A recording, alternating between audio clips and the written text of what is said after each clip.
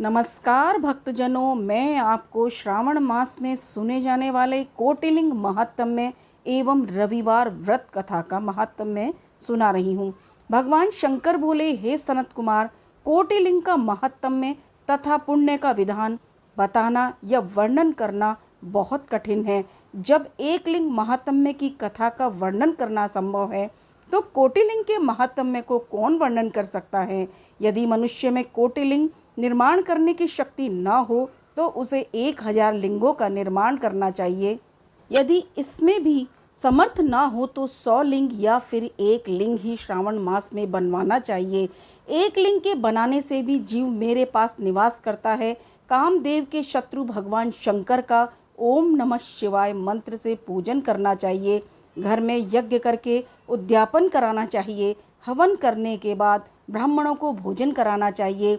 इस व्रत को करने से असमय में मृत्यु का भय समाप्त हो जाता है। इस मास का व्रत बंधत्व का हरण करके संपूर्ण आपत्तियों को दूर करता है, रोग शोक संताप मिटाता है।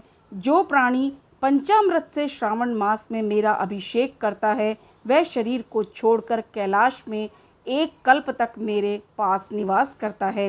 वह प्राणी पंचामृत पीने वाला तथा गो तथा धन आदि से युक्त अत्यंत मधुर भाषी त्रिपुरा सुरहंता भगवान शंकर का प्यारा बन जाता है।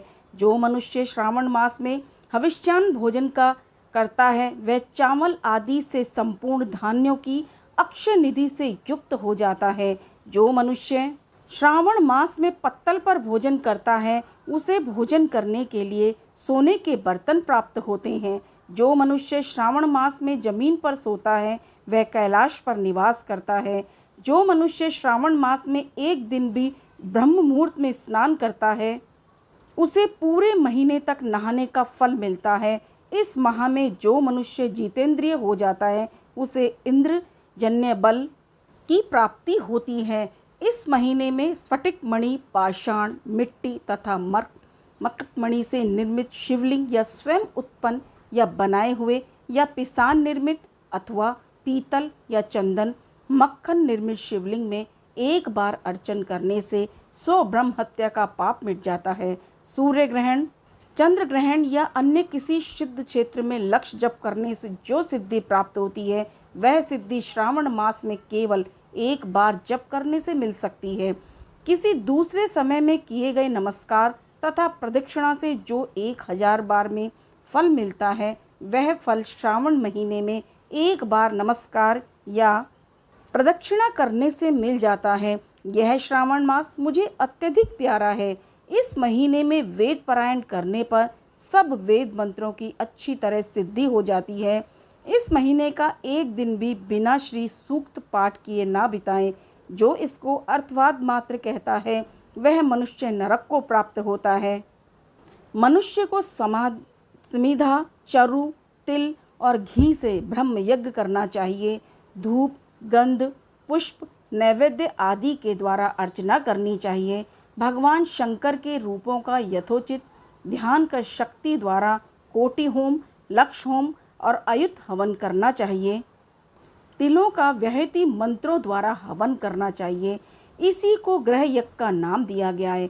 हे सनत कुमार, अब मैं तुम्हें रविवार व्रत की कथा, महात्म्य, विधि तथा पारायण को बताता हूँ, उसे ध्यान पूर्वक सुनो। प्रतिष्ठानपुर नगर में एक गरीब ब्राह्मण रहता था। उसका नाम सुकर्मा था। वह भिक्षा मांगकर गुजारा करता था। एक दिन वह एक गृहस्थ के घर में भिक्षा हेतु गया। वहां स्त्रियां रविवार का व्रत कर रही थी। उस ब्राह्मण भिक्षुक को देखकर उन स्त्रियों ने अर्चना सामग्री को ढक दिया।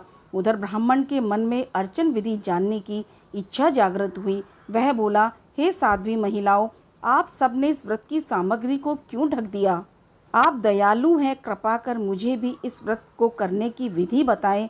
मैं अपनी दरिद्र अवस्था से बहुत दुखी हूँ। यह उत्तम व्रत श्रवण कर मैं भी इस व्रत को करना चाहता हूँ। अतः इस व्रत के विधान तथा फल को मुझे भी बताइए।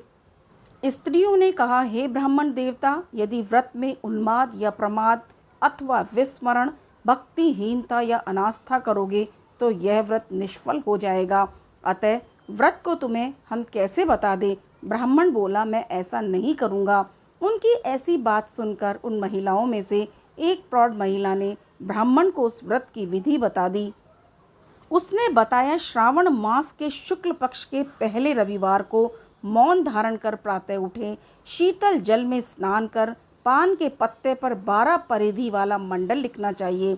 उसे लाल चंदन से सूर्य नारायण के तुल्य गोलाकार लिखना चाहिए। उस मंडल में संज्ञा नाम वाली स्त्री सहित सूर्य का लाल चंदन से पूजन करना चाहिए। घुटने जोड़कर जमीन पर बैठकर सूर्य के 12 मंडलों पर अलग अलग लाल चंदन से युक्त लावा तथा जपा पुष्प से युक्त अर्घ्य को श्रद्धा भक्ति से सूर्य नारायण को दे।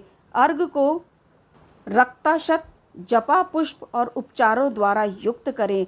नारिकेल बीज और खांड से युक्त सूर्य के मंत्रों को कहकर नैवेद्य दें। सूर्य का 12 मंत्रों द्वारा स्तवन करें।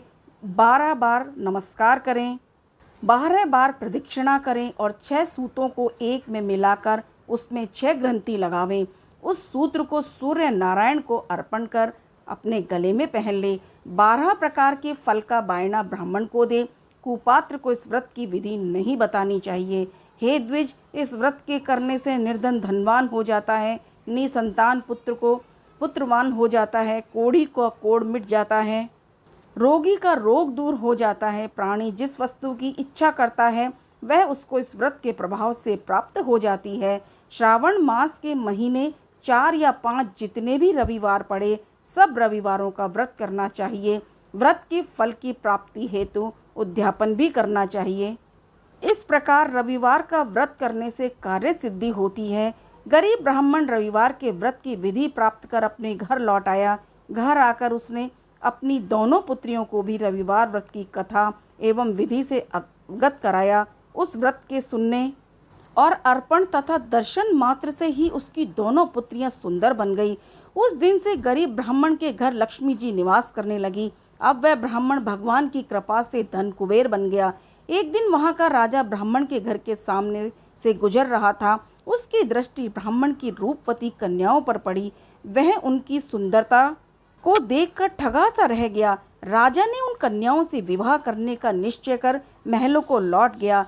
राजा ने अपने पुरोहितों को ब्राह्मण के यहाँ उसकी दोनों पुत्रियों से विवाह करने का संदेश लेकर भेजा। ब्राह्मण ने राजा का प्रस्ताव स्वीकार कर अपनी दोनों पुत्रियों का विवाह राजा से कर दिया। राजमहल में जाकर दोनों कन्याओं ने रविवार का व्रत किया और वे पुत्र पौत्रों से युक्त हो गई। हे सनत कुमार, जिस व्रत के सुनने मात्र से सब आकांक्षाओं की पूरी हो जाती हो, उसके अनुष्ठान के फल का क्या कहना। रविवार के दिन श्रावण मास में इस व्रत को अवश्य करें। जय भोलेनाथ।